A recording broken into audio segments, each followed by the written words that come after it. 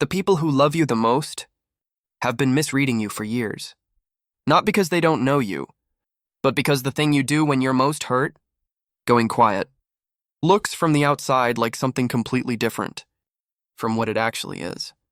They think you're punishing them, that you're being cold, that the silence means you don't care, or that you've already decided something, or that you're somehow winning. None of that is true, but you've never been able to explain what actually is, because the moment that requires the explanation is exactly the moment you lose access to any explanation at all. This matters more than most people realize, because the silence that has protected you your entire life is being read by the people closest to you as the exact opposite of what it is.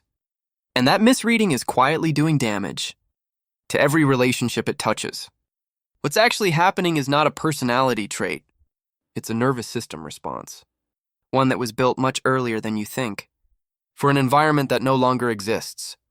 By the end of this, you'll understand exactly what triggers the shutdown, where it came from, and the one shift that changes how it lands on everyone around you, without requiring you to become someone you're not.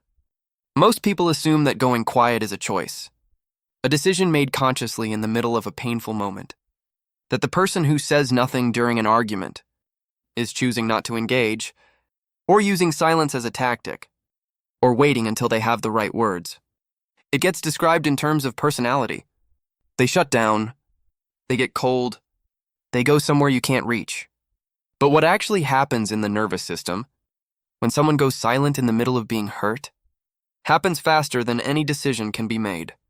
Stephen Porges spent decades mapping the architecture of the human nervous system, and what he found changed how we understand responses like this. His polyvagal theory describes 3 distinct states the nervous system operates in. Most people know 2. Fight or flight, where the body mobilizes for action, and a baseline calm state, where we can think, connect, and communicate. But there's a 3rd, the oldest, most primitive branch of the autonomic nervous system. Porges called it the dorsal vagal response. When the nervous system registers a threat, it can neither fight nor flee, an emotional blow that overwhelms its existing scripts. The dorsal vagal branch activates. The body doesn't fight. It doesn't run. It shuts down. Picture a moment, Someone you care about says something that lands wrong. 1 sentence, maybe 2. And instead of responding, instead of reaching the dozen things that are immediately available to you, something inside you closes. Your face goes still. The words exist somewhere, but access to them is gone. You can feel yourself pulling inward, going somewhere behind the surface. That's not stubbornness. That's not a tactic. That's a nervous system doing precisely what it was designed to do. You probably have an explanation you use afterward. I needed to think first. I didn't want to say something I'd regret. These things may even be true, but they're assembled in the calm that follows, not in the moment itself. In the moment, you didn't choose anything. The shutdown arrived first. The story came much later. And if you've ever wondered why the people closest to you always seem to take your silence personally, there's a specific word for what they're actually feeling when you go quiet, and it comes from Gottman's own data. That word matters. We'll get to it. The nervous system doesn't develop its responses in adulthood. The patterns are built much earlier, in the years when the nervous system is still learning what the world requires of it. And for many people who go silent when hurt, silence was the first solution that actually worked. Attachment theory, developed by John Bowlby, and expanded through decades of subsequent research, maps how children form their understanding of emotional safety. One of the patterns it identifies is what's called dismissive avoidant attachment. It develops in environments where emotional expression either made no difference or made things worse. The parent who became frustrated when the child cried. The household where feelings were minimized. You're fine. Stop being so sensitive. You're overreacting. Or simply a home where nobody talked about what they were feeling, not because they were unkind, but because they'd never learned how either. Every child runs the same experiment. They try expressing the feeling. They observe what happens. They adapt.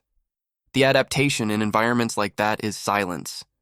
Not because anyone said to be quiet, because the child learned through repetition that showing pain either escalated it or made it disappear without ever being acknowledged. So they pulled the feeling inward. They learned to process alone. They practiced keeping their face still when it mattered most. You didn't decide to become this person. You practiced the response hundreds of times in an environment that confirmed it each time, until it became the automatic first move in any situation that felt unsafe. And here's what's worth sitting with. It worked. The silence protected you from something real. It was the right adaptation for the environment that built it. But here's what researchers found that almost nobody prepares you for. The same silence that protected you as a child is actively damaging the relationships you care about as an adult. Not because you've changed. Because the nervous system doesn't automatically update its threat assessments when the environment does. John Gottman spent decades studying what makes relationships break down and what makes them last. He identified 4 behaviors that consistently predicted failure. And stonewalling and going silent, withdrawing, becoming emotionally inaccessible during conflict, was one of them. But his research contained a finding that almost never gets discussed. Most people who stonewall have, at the exact moment they go silent, a heart rate above 100 beats per minute. He measured it physiologically. The people who appear coldest in conflict are often the most overwhelmed. They're not indifferent. They're flooded. And here's that word. When Gottman asked the partners of people who go silent to describe what the silence felt like, the answer, more than any other, was contempt. Not frustration, not hurt. Contempt. The silence reads to the people on the receiving end of it as though you've decided they're not worth responding to. That's not what it means, but that's what it looks like. And no one who goes quiet has ever been told that directly. The cost of not understanding this is not abstract. It shows up in the moments that matter most. The conversations that needed to happen and never did. The repairs that got deferred until they were too late. The people who eventually stopped reaching because they decided the silence meant something it didn't. Here's the reframe that changes everything. The goal is not to stop going quiet. Forcing emotional expression before the nervous system has regulated doesn't produce real communication. It produces something that resembles it, while the processing parts of the brain are still offline. The goal is to understand what's happening fast enough to name it. What Gottman's research found about couples who stayed together wasn't that they fought less or became more emotionally expressive.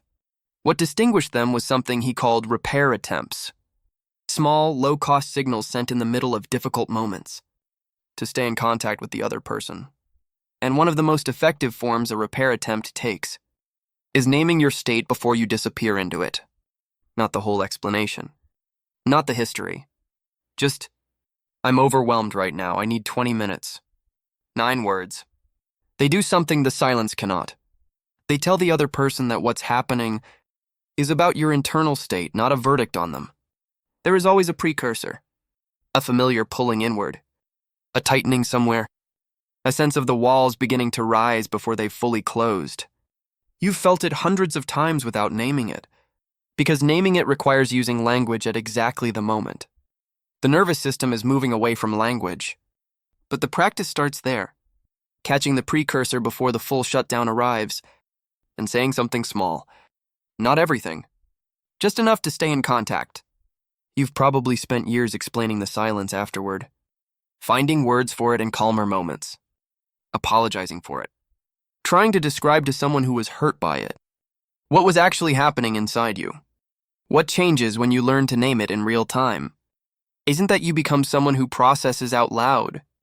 It's that the people you care about are no longer left alone to fill the silence with the worst version of what it might mean. Some people are built to process inward. That's not a flaw. It's a different architecture of the self. And in many ways, it produces a depth that more expressive people don't have access to. The question isn't whether you go quiet. The question is whether the silence is still serving the person you are now, or whether it's still running the same program. It ran when you were young and the environment genuinely required it. Those are 2 different things, and only one of them is actually under your control. The nervous system response that happens before any decision is made.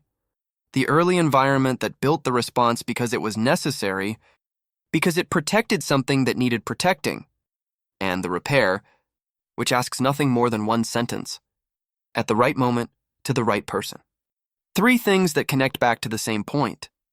The silence isn't who you are, it's what you learned. And the gap between those 2 things is where everything starts to change. Tell me, when you go quiet, what's actually happening underneath it? I read everyone,